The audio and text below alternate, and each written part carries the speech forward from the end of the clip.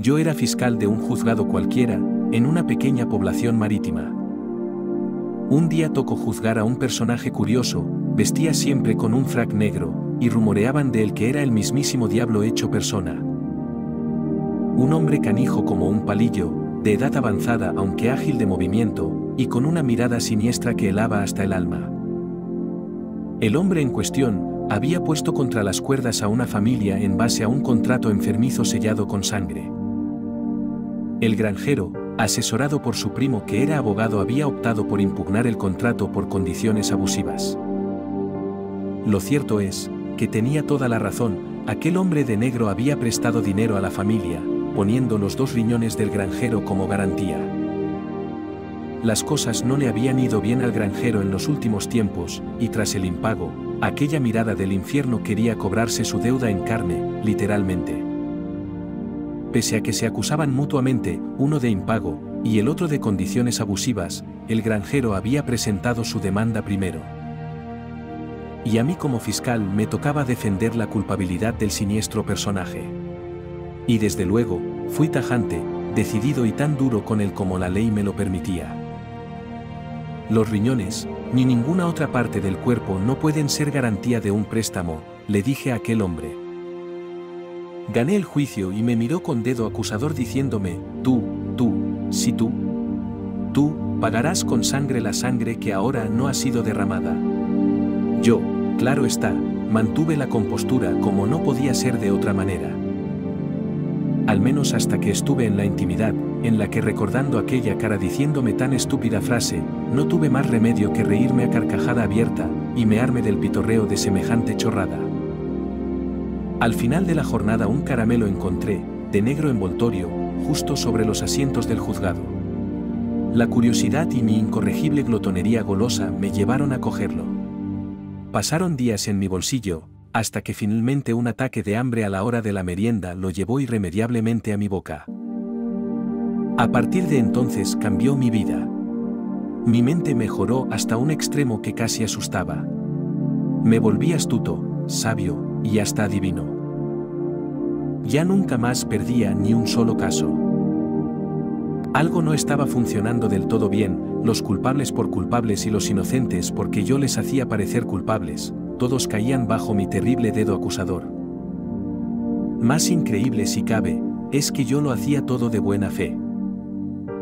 La gente parecía adorarme, como el implacable acicate de la ley, que daba justicia a las víctimas.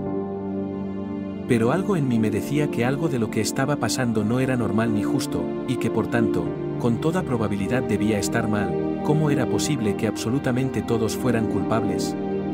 ¿Cómo era posible que desde aquel día no hubiera perdido ni tan siquiera un caso? Con el cargo de fiscal general del Estado, hice grandes actos de justicia, pero también de injusticia, con un balance final casi a partes iguales. Hasta que, definitivamente, mis sospechas se convirtieron en una realidad tangible. Investigando y descubriendo nuevas pruebas sobre los casos pasados que me demostraba la inocencia de los que, finalmente habría que calificar como no culpables. Pero solo los descubría cuando ya los habían condenado. A veces, bastante tiempo después. Nada más tuve la certeza del primer error, fui yo mismo quien fue a desvelarlo. Fui desvelando, error tras error, a medida que los iba descubriendo. Nadie podía tacharme en lo más mínimo de falta de profesionalidad. A fin de cuentas, yo como fiscal no había condenado a nadie, esa era una tarea de los jueces. Si la misión de todo abogado es dar la mejor defensa posible, yo por mi parte me había limitado a reseñar como fiscal al juez y al jurado aquellos aspectos que apuntaban hacia una posible culpabilidad del sujeto en cuestión. Habiendo ganado todos los casos y preocupándome de corregir todos aquellos errores de los cuales realmente no era directo responsable. Sin embargo, aunque oficialmente nadie podía poner ni un pero a mi actuación, empecé a ser visto por el gran público como el fiscal que condenaba a todos, culpables e inocentes y que luego rectificaba tarde.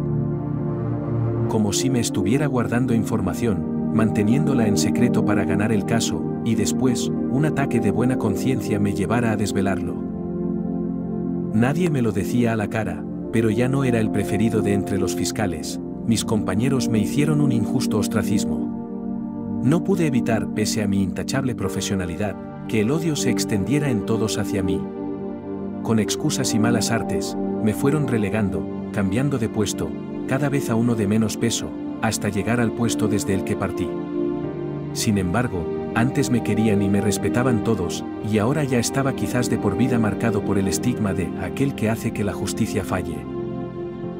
Un día, un compañero de trabajo entró en una especie de trance, los ojos se volvieron hacia arriba, se levantó y mostraba movimientos compulsivos, sin aparente sentido. Poco a poco, iba andando hasta llegar a una ventana por la que se tiró.